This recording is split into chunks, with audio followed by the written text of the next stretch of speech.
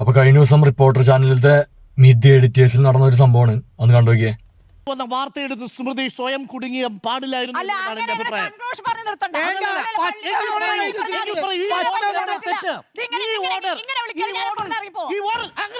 ഈ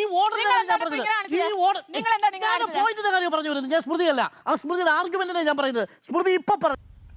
അപ്പൊ സംഭവം വേറൊന്നല്ല, ആ മീറ്റ് ദി എഡിറ്റേഴ്സിന്റെ ഇടയിൽ നമ്മുടെ സ്മൃതി പരുത്തിക്കാടും അരുൺകുമാറും പിന്നെ ആൻഡോ അഗസ്റ്റിനും കൂടിയും ഒരു ചർച്ച വേറൊന്നല്ല, നമ്മുടെ ഈ കരിമണൽ കർത്തിയും നമ്മുടെ പിണറായി വിജയന്റെ മോളുടെ ആ കേസൊക്കെ അതായിട്ട് ബന്ധപ്പെട്ട ചർച്ചയാണ്.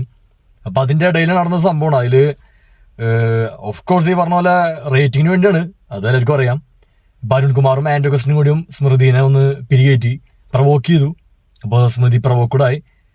പിന്നെ എന്നിട്ട് അതിലെന്തോ അരുൺകുമാർ ഇത് ഇങ്ങനെ കാണിച്ചു എന്ന് അങ്ങനെ എന്തോ പറയേണ്ട അവള്. അപ്പൊ അതുകൊണ്ടാണ് അവള് പ്രവോക്കഡ് ആയാണ്ട് എനിക്ക് വന്നിട്ട് അങ്ങനെ ചെയ്യാൻ പാടില്ല അത് ഇതൊക്കെ.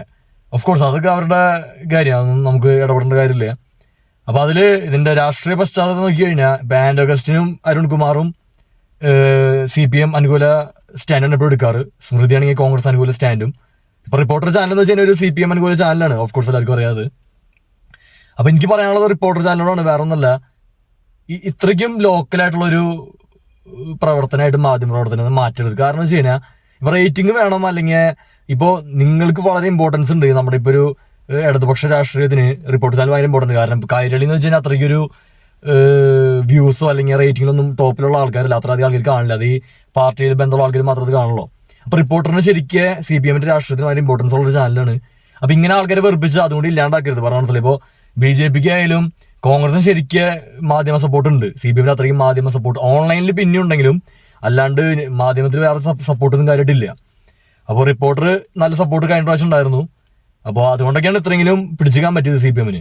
ഇപ്പോൾ ഏഷ്യാനെറ്റിന്റെ ഒക്കെ വ്യാജ പ്രചരണങ്ങളുടെ അല്ലെങ്കിൽ അത്രയ്ക്കും അറ്റാക്കിന്റെ ഒപ്പം റിപ്പോർട്ടറിന്റെ ഉള്ളതുകൊണ്ടാണ് CPM ഇത്രയും കൂടിയും ഒന്ന് ഒരു എഡ്ജ് കിട്ടിയത് കുറച്ചെങ്കിലും. അപ്പൊ പറയാനുള്ള കാര്യം എന്ന് വെച്ച് കഴിഞ്ഞാൽ ഈ മാധ്യമ പ്രവർത്തനം എന്ന് വെച്ചാൽ ഇത്രയൊക്കെ ദേഷ്യപ്പെട്ട് ഡിബേറ്റ് ഒക്കെ നല്ലതാണ്, കുഴപ്പമൊന്നുമില്ല. പക്ഷെ ഓവർ ആവരുത്. ഇമാതിരി ബിഗ് ബോസ് പരിപാടി പോലെ അല്ലെങ്കിൽ അത്രയ്ക്ക് ലോ ക്ലാസ് പരിപാടി ആയിട്ട് റേറ്റിംഗ് കൂട്ടുന്നത് വളരെ മോശം പരിപാടി. കാരണം അങ്ങനെ വന്നു കഴിഞ്ഞാൽ ആൾക്കാർ റിപ്പോർട്ടർ കാണും, റേറ്റിംഗ് കൂടും, പക്ഷെ ആൾക്കാർക്ക് ആ സീരിയസ്നെസ് ഉണ്ടാവില്ല. ഇപ്പൊ നിങ്ങൾ പറയുന്ന കാര്യങ്ങൾക്ക് അത്ര വില വയ്ക്കുള്ള ആൾക്കാരാ. നിങ്ങൾ ഈ എന്ത് പറഞ്ഞാലും അത് റേറ്റിംഗിന് വേണ്ടി ആയിരിക്കും എന്നുള്ള ചിന്ത വരും. ഇപ്പൊ മറുപക്ഷത്തെ ഏഷ്യാനെറ്റ് എന്ന് വെച്ച് കഴിഞ്ഞാൽ അതിൽ പറയണതെല്ലാം ശരിയല്ല, പക്ഷെ അവരൊരു ക്ലാസ് മെയിൻറ്റെയിൻ ചെയ്ത് പോകുമ്പോ പരദൂഷണമാണെങ്കിലും അല്ലെങ്കിൽ കള്ളത്തര പറയുന്നുണ്ടെങ്കിലും പക്ഷെ ആ ഒരു ക്ലാസ് മെയിൻറ്റെയിൻ ചെയ്ത് പോകുമ്പോൾ ആൾക്കാർ കാണും, വിശ്വസിക്കും. പറഞ്ഞ മനസ്സിലായ? അപ്പൊ അങ്ങനെ വരുമ്പോൾ റേറ്റിംഗിൽ നിങ്ങൾ മുമ്പിൽ എത്തിയാലും പക്ഷെ ആൾക്കാരിലേക്കുള്ളൊരു വിശ്വസ്യത അല്ലെങ്കിൽ ആ ഒരു ഇമ്പാക്ട് കുറവായിരിക്കും നിങ്ങൾക്ക്. പറഞ്ഞ മനസ്സിലായ? അപ്പൊ അത് നിങ്ങൾ ശ്രദ്ധിക്കുക. കാരണം ഇങ്ങനെ പോയി കഴിഞ്ഞാൽ റേറ്റിംഗ് കൂടും, പക്ഷെ ആൾക്കാർ ഈ മറ്റേ ഡ്രാമ കാണില്ല, അല്ലെങ്കിൽ ഇപ്പോൾ പറഞ്ഞ പോലെ റിയാലിറ്റി ഷോ കാണുന്ന പോലെയൊക്കെ റിപ്പോർട്ടർ വയ്ക്കുക. ഇന്നെന്തായിരിക്കും അവരടി അല്ലെങ്കിൽ എന്തായിരിക്കും അവരുടെ ചർച്ച, അതാണ് ആൾക്കാർ ഫോക്കസ് ചെയ്യുക. അല്ലാണ്ട് നിങ്ങളുടെ കണ്ടന്റിലേക്ക് ഫോക്കസ് പോകും. ഞാൻ പറഞ്ഞ മനസ്സിലായി? അങ്ങനെ വന്നു കഴിഞ്ഞാൽ ഓട്ടോമാറ്റിക്കലി ഉപയോഗം ഇല്ലാണ്ടാവും, വെറുതെ ഒരു റേറ്റ്. നിങ്ങൾക്ക് ഉപകാരം ഉണ്ടാവും ചിലപ്പോൾ, പക്ഷെ നിങ്ങൾ ഉദ്ദേശിക്കുന്ന ഒരു മാധ്യമ പ്രവർത്തനം, മാധ്യമ ധർമ്മം അത് കാര്യമായിട്ട് കിട്ടില്ല. പറഞ്ഞ മനസ്സിലായ?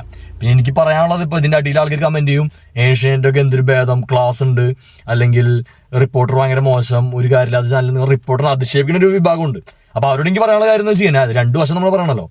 ഇപ്പോ റിപ്പോർട്ടറിൽ അറ്റ്ലീസ്റ്റ് CPM അനുകൂല ചാനലാണെങ്കിലും കോൺഗ്രസിന് വേണ്ടി സംസാരിക്കാൻ സ്മൃതിയെങ്കിലും ഉണ്ട്. അന്ന് മറ്റേ സുജയ പാർവതിനായപ്പോൾ BJPക്ക് വേണ്ടി സംസാരിക്കാൻ അവളും ഉണ്ടായിരുന്നു. അറ്റ്ലീസ്റ്റ് അവർക്കൊരു വോയിസെങ്കിലും ഉണ്ട്. കഴിഞ്ഞ ഇലക്ഷന്റെ സമയത്ത് ഏഷ്യാനെറ്റ് ന്യൂസിലൊക്കെ ഒരു 3 രാഷ്ട്രീയ നിരീക്ഷകര് പിന്നെ മാധ്യമ പ്രവർത്തകർ കുറച്ച് പേര് കൊണ്ടിരുത്തും. എല്ലാം CPM വിരുദ്ധരായിരിക്കും. അത് ബോധമുള്ളവർക്ക് മനസ്സിലാവും. പറഞ്ഞ മനസ്സിലായ? അതായത് CPMന്റെ അപ്പൊ അവർ പറയും CPMന്റെ ആൾക്കാരെ അവർ വിടാത്തോണ്ടാണ്. വിടാത്ത എന്തുകൊണ്ടാ? നിങ്ങളവിടെ വന്ന് കഴിഞ്ഞ ഒരു അജണ്ട സെറ്റ് ചെയ്തിട്ട് CPMനെ സംസാരിക്കാൻ ഒതുക്കില്ല, അല്ലെങ്കിൽ അവരെ അറ്റാക്കിങ് മാത്രമായിട്ട് വെച്ച് കഴിഞ്ഞാൽ ആരെങ്കിലും വരുമോ? അതുകൊണ്ട് ഒരു ഉപകാരം അല്ലെങ്കിൽ ആരെങ്കിലും വരുമോ? പറഞ്ഞ മനസ്സിലായ? അപ്പോ ഈ മാധ്യമ ധർമ്മം വെച്ച് നോക്കുകയാണെങ്കിൽ ഏഷ്യാനെറ്റിനേക്കാളും ബെറ്റർ റിപ്പോർട്ടർ തന്നെ, ഒരു സംശയമില്ലാത്ത കാര്യമാണ്.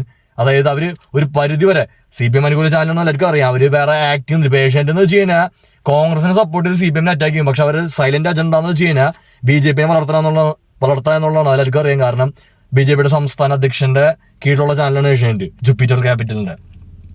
അപ്പൊ അതാണ് അതിന്റെ മെയിൻ കാര്യം. അപ്പൊ ആൾക്കാര് റിപ്പോർട്ടറിനെ അധിക്ഷേപിക്കും, ഒപ്പം ചിന്തിക്കുക റിപ്പോർട്ടറിൽ അറ്റ്ലീസ്റ്റ് കോൺഗ്രസിന് വോയിസ് ഉണ്ട്, ഏഷ്യാനെറ്റിൽ ആ വോയിസ് കിട്ടണല്ലേ.